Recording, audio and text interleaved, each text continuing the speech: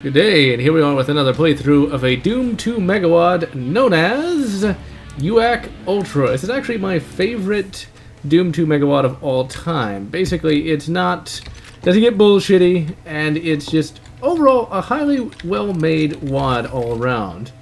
And the levels look really cool, and overall, I have to say, this is one that doesn't get boring. Now, of course, we're using, at last, Project Brutality instead of Quake-style Doom, because Quake-style Doom, while good, is not quite as good as this one. I was not having all that much fun with it, like, at all.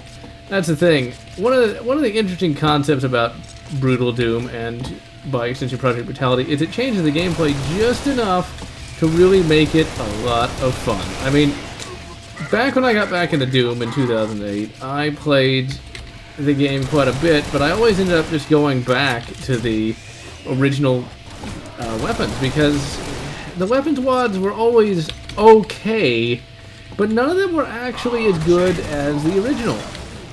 And there was always something missing about these major weapon WADs and enemy enhancement WADs. They felt good, but they either didn't take it far enough or they took it too far. I really, really think that's hilarious when you fight them on the ceilings, because it goes to show you that they're 2D sprites and not 3D models. Now, the one problem I have with this WAD is it's one of those WADs, you know? One of those WADs that you'll come across that has different weapons. They'll change the weapons a little bit in the WAD, so when you use something like Project Brutality, it fucks up some of the models, like here. It keeps changing back to the original Doom shotgun instead of the Brutal Doom shotgun, or the Project Brutality shotgun, as you say. And there's the Revenant. There's that asshole. I don't know if I killed him or the other enemies did. Hard to say one way or the other.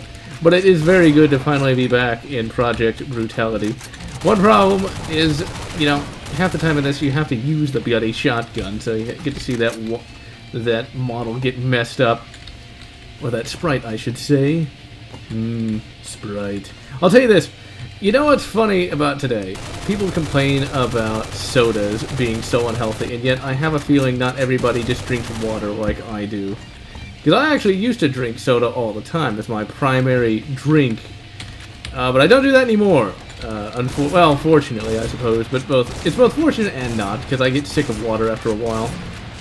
But that's the only thing that will hydrate me and make me feel good. So that's all I get most of the time. I use soda as like a treat, so to speak. I've limited myself to 2 sodas per day, which I think is pretty good, actually. There's actually a woman who lived to be 100... Actually, I think she's still alive, actually. But she was 101. Why can't I hit that fucking Slimer? That lost Slimer soul? But she's still alive, and she's in her hundreds after drinking 2 sodas per day. Now, I know a few people who will be like, oh, it's all genetics, it doesn't matter, but I'm not entirely sure if I buy that. I seem to recall there was an individual who believed genetics meant everything, and he started a massive war, so I'm not really going to listen to that kind of nonsense.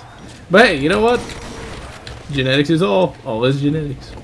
But anyway, for me, I try to get, since I drink soda so rare these days, I try to get soda made with pure cane sugar. I know that that's primarily an American thing, where all the bloody sodas are made out of high fructose corn syrup, but yeah, it's all made out of high fructose corn syrup, and, you know, cane sugar tastes a lot better. That's the one problem with America. I'm actually, surprisingly, quite the patriot, which surprised even me, mainly because I feel the government is increasingly corrupt and filled with complete idiots. Even though it's been that way for some time, it would seem. But I'm very proud of America in and of itself. But man, do we always have to make things really cheap just to make a buck, you know? It's like, god damn it. You know, all the food has to be super... The food isn't low quality, but they certainly made it so that, like, everything has to be cheap. Like the beer, even though I don't drink, it's like, instead of using wheat, we gotta use rice, because gotta make that money. Almighty dollars. Which, you know, it makes sense to a point. You know, the businesses want to stay in business. And if they don't stay in business, all their employees get fired and things of that nature, and that doesn't really help them, no, does it? Of course, then again, when people are complaining, they don't really think about the actual human cost of businesses going out of business. But, oh well. But as you can see, this is a very, very awesome WAD. I'm not running the high-res texture pack this time, mainly because I don't want to fuck up the textures in this game, because this actually has custom textures, as you can see. And the textures look really good in this game, just without any assistance. I think one of these is a secret. Yep. Got me a shotty that I don't really need. Well, I did need it, because I'm running low on ammo. It always seems in these games you're always running low on ammo. That's the one thing I really like about Doom 2016, is you just beat up an enemy and take his... Well, you actually don't take his ammo, you just beat the ammo out of the enemy, like old school beat 'em up style. Actually, why don't we try to beat somebody up? Let's beat him! Just beat it! That's not suggestive at all. Well, that doesn't work. Give me my shotty back. Now, I've always wanted an auto shotty in real life, or a semi-automatic. Or actually, that doesn't explain it either, unless you're a gun person. A semi-automatic shotgun, the self-loading shotgun, I guess is the best way to put it, because even a pump action is going to be semi-automatic. Mossberg apparently makes a semi-auto shotty. I was looking at that one, but that thing's fucking $600. To put that in perspective, that's half again as much as a Mossberg 500. Although, really, if you're ever going to get into guns, ladies and gentlemen, I recommend just buying a good used gun. You know, that's pretty much what, actually, that's exactly what I've done in most instances. Either they've been used or they're ex-military. I really am a big fan of ex-military guns. They call them milsurps, but my grandfather has always referred to them as ex-military guns, and that's just kind of... I picked up that into my lexicon. Oh, this is so much better than Quake-style Doom. I'm not going to keep disparaging Quake-style Doom, but it's just... I'm sorry, this is more fun! The guns just have more oomph. It's not quite as... It's not bullshitty at all. I'm actually enjoying myself here. Whatever next, right? Now, one of the Let's Plays we're going to get started on probably just today, actually. Before too long today. Now, this is a texture from Duke Nukem. I can tell that because I played Duke Nukem that much. Or Duke Nukem 3D, I should say, because there is a Duke Nukem 1 that exists. The side-scroller that I haven't played too much of. I mean, I own it, got it on GOG, or GOG, or Good Old Games, whichever one you want to call it. But I just couldn't really get into it. Now, I did get into Duke Nukem 2. Duke Nukem 2, I mentioned this way back in the Duke Nukem 3D video back on the main channel. And, ooh, we got the Revenant launcher. The Revenant launcher isn't very good. Actually, it worked better there than it ever has before in any of my playthroughs. And that guy hurt me a lot. You hurt me! Fall back, fall back! Oh, shit. I love the realism with the auto shotty here. I really do, and yet it pisses me off at the same time. Because if you don't load the shotgun before you bring it out, don't fully reload it, he has to pump a shell in there. And usually that's right when you really need it, and you fucking die. But I didn't that time, so I guess I shouldn't complain too much. But yeah, I mentioned back in my Duke Nukem 3D video how I thought that Duke Nukem 2 was the sequel to Duke Nukem 3D. And really, you know, back then, how do you know?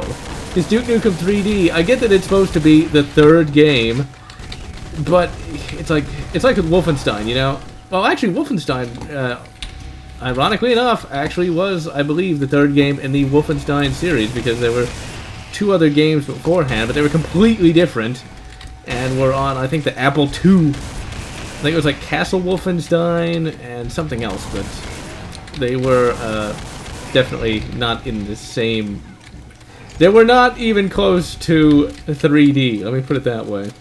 They actually had more to do with, like, Metal Gear than Wolfenstein 3D, and originally Wolfenstein 3D was supposed to have a stealth aspect to it, and I'm glad they took that out. I mean, I know it made it a bit simpler, but, well, keep it simple so it doesn't get stupid. Let's kill this fucking ice vial. I bet that's exactly what it's called. I just called it that because that seemed reasonable. It's a fucking Tasmanian vial. Come to Tasmania, indeed. Ooh, I just love that. How it just explodes in a fountain of gore. That's one thing that was kind of cool about Turok 2008, is it did actually have some decent gore on the dinos. Turok 2008 is kind of an unsung game. You know, I kind of... Well, actually, I was nice to it. I remember now. I was kind of nice to it. But yeah, like Turok 2008, you know, people hate on it because it's not like the original Turoks. But you know what? When you compare it to the COD clones that have come out, it's really not that bad. You know, that's... I know it's damning with faint praise, but it's really not that bad compared to a lot of first-person shooters from that particular era. You know, because so many first-person shooters were just... You shoot guys in shirts and guys in different colored shirts. It's brilliant, right? It saves on the art budget, that's for sure. Whereas, you know, Turok, you fought a bunch of dinosaurs, had some really cool boss fights, even if they were primarily fought with context controls. Like the oh, I remember really liking the sea serpent boss. I thought that was really cool. That thing was scary looking. Okay, it was a giant eel. It was just all. It was really cool.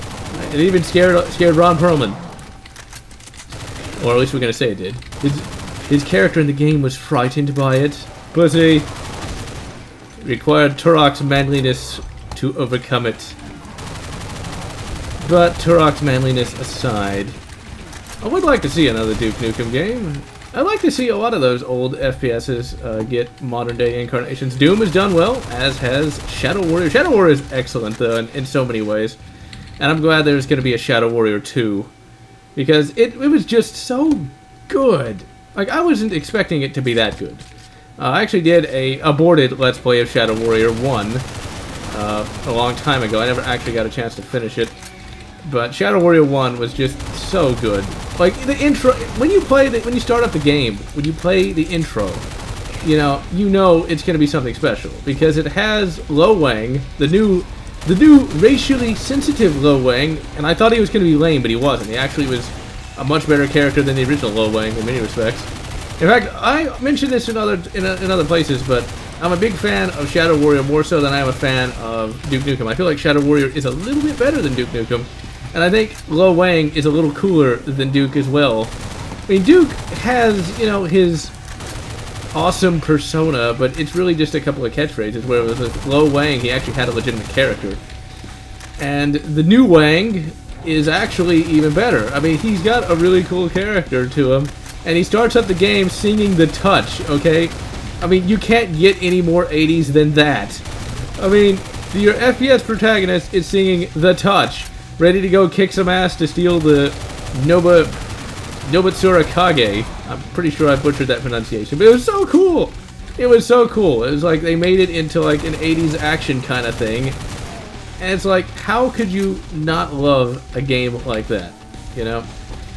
And the weapons for Shadow Warrior 1 were really cool as well. I mean, they actually made the most generic weapon in the world, the revolver, look cool, because like the grip for the revolver actually looks like a samurai sword grip, which I think is just awesome. And then there's of course the pre-order thing, because I had it pre-ordered. Well, I should say Mizio surprised me by pre-ordering it for me, which makes it kind of bittersweet to play. That's what a lot of games are to me these days, sadly. Any game that Mizio and I played, I mean, I play it, but it's bittersweet, as it were. But that being said, you got some pre-order bonuses. I think you get like the sword from Hotline Miami, which is a very popular game that I have not played, but I do have on Steam. In fact, I don't even remember when I got it, but I do have it. It's kind of funny, actually. I was like, I need to review Quake 4. I was like, okay, well, I guess I gotta try to find the disc. And I looked on Steam. Oh, I bought Quake 4. When I did that, I have no earthly idea. Shit. Okay. You see, these Architrons are much more... If this were Quake-style Doom, I'd, like, have already been dead by now. See, this is much more fair. This is nice and simple and fun. Nice and simple and fun. How dare I want fun out of a video game? Video games are not supposed to be fun. They're meant to be teaching you. They're meant to teach you how to fail. I think there's just... Oh, wait, no. Oh, it's a flesh wizard. Ah, oh, damn it all to hell. I keep wanting to call that thing a fucking flesh... A fucking flesh pound. A fucking flesh pound. Which is an enemy from... Okay, where is that? Okay, there's that bastard. Okay, that's an enemy from, not Kick-Ass. I don't know why I'm calling it that. Killing Floor, there we go. Killing Floor 2 just does not interest me, just because of all the microtransaction bullshit, the fact that it had to go, you know... The fact that it went what so many games like to do these days, and went that early access, and like they still aren't finished with it. I would not pay that kind of money for a game that is only partially finished. I did that once with Starbound. There's actually a video up on the main channel of me playing through Starbound a little bit, but Starbound just really, they never, by the time they finish the game, and I'm not sure if they're finished with it or not, you know, it just, I wasn't interested in it anymore. And Starbound, that's an interesting concept there, really. Can a game get too complex to be fun? And maybe that's just me, but Starbound was a little too complex to be fun. I just did not enjoy it as much as I did Terraria and Minecraft. Terraria I absolutely adored back in the day, and it's one of those bittersweet games as well. It's one of those games I played for like over 100 hours, and I was very excited when they did an update that was like 100 megabytes, because it's a fairly small game, because it's just a 2D kind of... It's not really 2D Minecraft. It's different enough from Minecraft that you can't really compare the two. And I like it more than Minecraft in many respects. Minecraft is a great, or it was, I should say, a great building tool, but it wasn't that much of an adventure, whereas Terraria is much more of an adventure than it was a building tool. And yeah, I know there's an adventure mode in Minecraft, but having played that adventure mode, it is inferior in every way to Terraria's base gameplay, really. So, I'm just not that big a fan of Minecraft in an adventure standpoint. Now, as far as... Okay, I think... Yeah, we gotta go in here. As far as, you know, being a fan of Minecraft versus Terraria, I've probably played more Minecraft than I have Terraria, unfortunately, but that's just because I was building aircraft carriers and massive bases and things of that nature. Now, Minecraft's a good example of an early access thing before early access was even a thing, because you were able to buy Minecraft back when I think it was in alpha, and I bought it back when it was in beta and had a great amount of fun with it. Definitely was more complete than most of those early access games are. And really, Marcus Pearson, Notch, just kept adding more and more to it. Terraria, you just bought that game outright, and they gave you patches and things of that nature. And really, I love that one content patch. I mean, that really kind of extended the life of the game. Sadly, I didn't get to play it that much, so I didn't get to really enjoy it as much as I'd like. But, yeah, whatever. We shall adapt and overcome. Oh, shit. That's a one enemy in... See, but this is one enemy in this game.